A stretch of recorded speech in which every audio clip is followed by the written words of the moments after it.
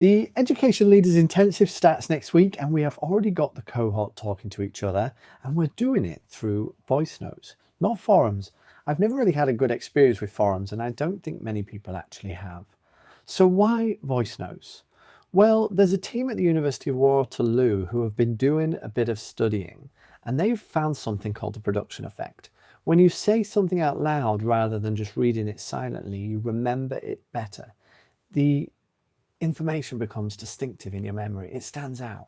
And this isn't just short term too. They tested people a week later and the effects still held up. So when my participants practice a skill and then immediately record a voice note reflection, they're encoding that learning more deeply than if they just thought about it or just typed something up. There's another study I find really useful as well. Philip Ice and colleagues published this in 2007, looking specifically at audio versus text feedback in online courses. They found four things. First, audio was better at conveying nuance. You can hear tone, hesitation, emphasis. Second, students reported feeling more involved and a stronger sense of learning community. Third, they retained more content.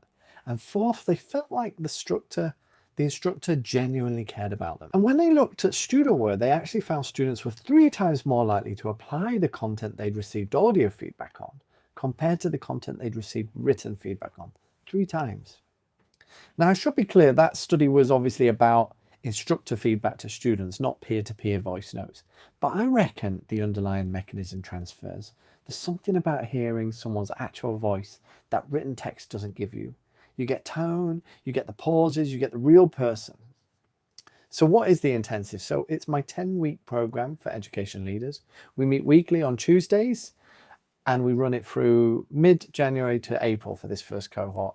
Each week focuses on a different leadership lever, maybe giving feedback, running meetings, delegating, difficult conversations, that practical stuff that nobody teaches you, but creates massive cognitive overload when you haven't figured it out.